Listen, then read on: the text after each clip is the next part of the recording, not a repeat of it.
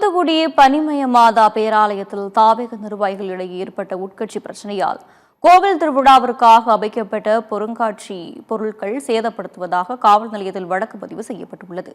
தூத்துக்குடி பனிமய மாதா கோவில் அருகே உள்ள சவரியானா விளையாட்டு மைதானத்தில் பொருட்காட்சி நடத்தும் பகுதிக்குள் நேற்று இரவு அத்துமீறி உள்ளே புகுந்த தமிழக வெற்றிக்கழக பகுதி செயலாளர் திவாகர் ஆண்டோ சாமிங் உள்ளிட்ட 10 பேர் பொருட்காட்சி அமைக்க கொண்டுவரப்பட்ட பொருட்கள், நாற்காலி, டியூப்லைட் உள்ளிட்டவற்றை அடித்து சேதப்படுத்தியதாக கூறப்படுகிறது.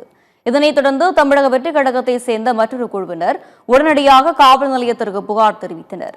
புகாரை தொடர்ந்து சம்பவ இடத்திற்கு வந்த தென்பாக காவல் நிலைய பொறுப்பு ஆய்வாளர் விசாரணை மேற்கொண்டார். சேர், டியூப்லைட் போன்ற பொருட்கள் உடைக்கப்பட்டதை பார்வையிட்ட நிலையில் பொது சொத்திற்கு பாதிப்பு ஏற்படுத்தியதாக வழக்கு பதிவு செய்து விசாரணை மேற்கொள்ளப்பட்டு வருகிறது.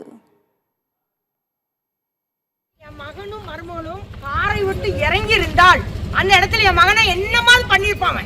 ஒண்ணு என் பிள்ளைய வெட்டியிருப்பான், இல்லைன்னா என் பிள்ளைய அடிச்சிருப்பான், ஏதாவது பண்ணிருப்பான். அவர்தான் ஆளுங்கட்சியா, அவர்தான் இந்த பொருட்காட்சியை நடத்துவாராம். நாங்க நடத்தக்கூடாதா?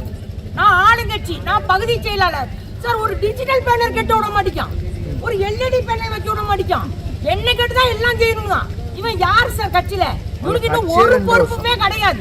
இவனா நான் பகுதி செயலாளர் சொல்லிக்கிட்டு அலையறான். என்னவா இவங்க எலெக்ஷனுக்கு ஒர்க் பண்ணாங்களா? அப்ப எலெக்ஷனுக்கு ஒர்க் பண்ணா ரவுடித்தனம் பண்ணலாமா? நாங்க அதிமுக பிரியாணியும் ஒரு கட்சி நடத்திருக்கோம், திமுகலையும் ஒரு கட்சி நடத்திருக்கோம். இந்த இது நாங்க பார்த்ததும் கிடையாது.